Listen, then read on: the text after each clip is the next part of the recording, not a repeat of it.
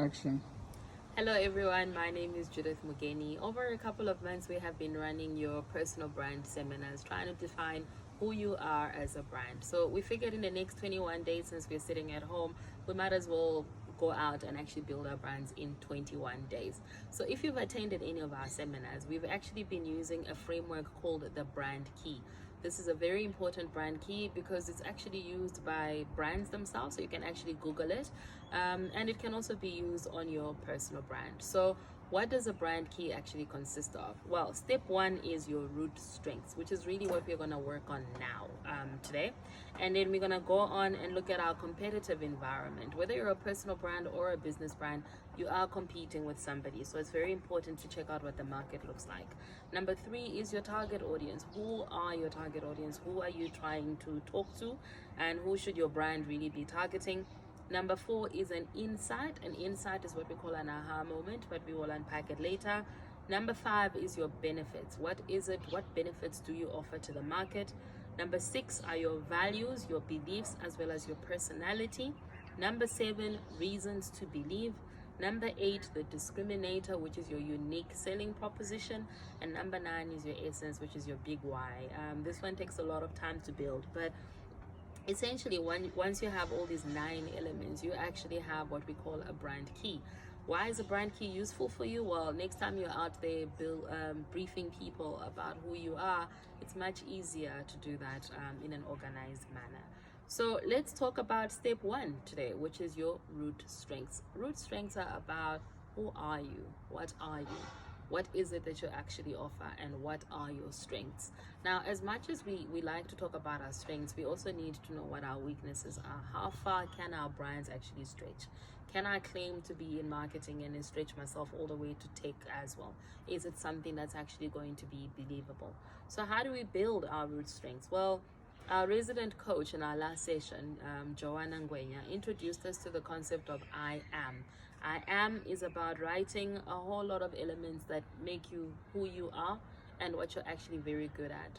Think about what your families, what your friends, what the work people, your colleagues, your KPIs, what do they say about you in terms of what you're actually strong at? But more importantly, look deeper inside of what you believe you're very good at, even if people don't know it yet.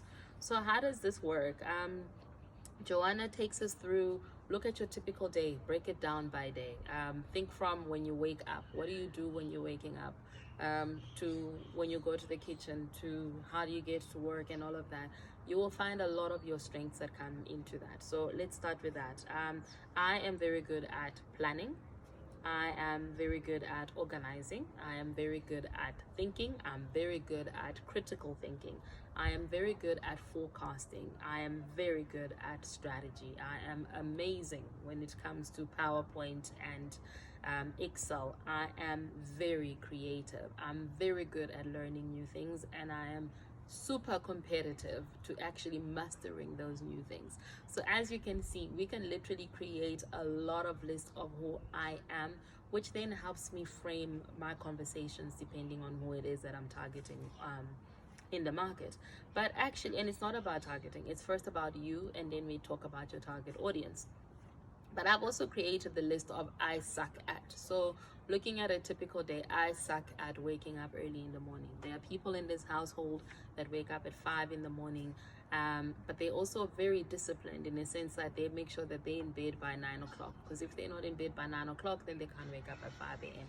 I am the complete opposite. I sleep very late. I can sleep at 12 o'clock, 2 in the morning. I'm in my creative space. Ideas come to me at any period in time, and I wake up and I actually write what I need to do, and then I shut down, which means that I then wake up later. So you'll see that when we look at time, I might not be able to wake up very early in the morning. It's a bit of a shortfall on my side, but actually I make up for it by doing other things. So what are those things that you suck at that you can actually then turn into your strengths?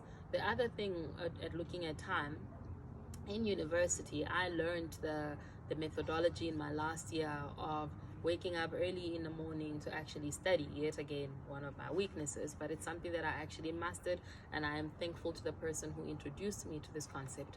So we would sleep early, and we would wake up in the middle of the night, go to the library. It's very quiet at the time, and I don't know how and why it works, but I got to literally absorb a lot during this period of time, and then went back to sleep and then woke up again to actually go to my lectures.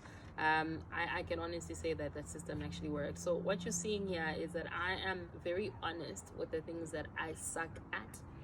But when I know that I need these things for me to actually survive, then it's something that I actually focus on. If you look at all the subjects that I took as well, I was very good at some of the stuff, but there was some stuff that I was not very good at. And I can honestly tell you, accounting is one of those things that I really struggled with over a period of time. But I'm thankful that the university forced us. It was a prerequisite in order for me to have my degree. Why? I cannot own a business or be at an executive level and not really know the basics of finances. So while I am not very good at accounting, and this is why it gets outsourced, I have learned the basics of it so that it can actually help me cope. So in my strengths, I would add that I have a basic knowledge or a medium knowledge or high level knowledge of finances, but I actually know how to read data, which can actually then supplement that.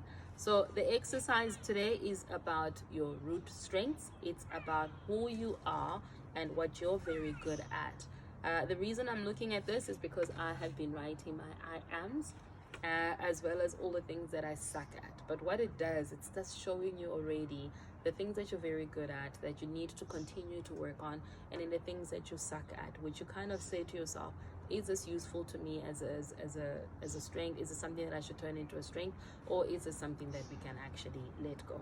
So that is it on root strength. I hope you have literally written one section, I am, and that can go into all the positive things. I am strong, I am amazing at, I am very good at, I am the best at, no one can make a better cup of coffee, I always say, than me.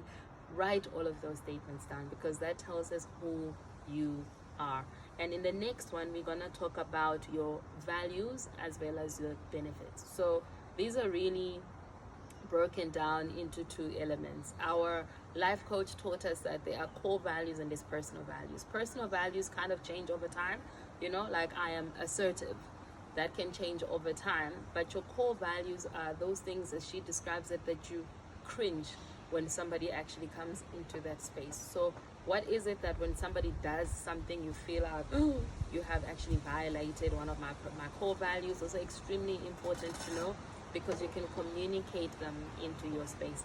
And the last things are the benefits. What benefits do you get from employing Judith or using Judith's products? I hope you have learned something on this one, and stay tuned for the next one as we go into your competitive environment. See you soon.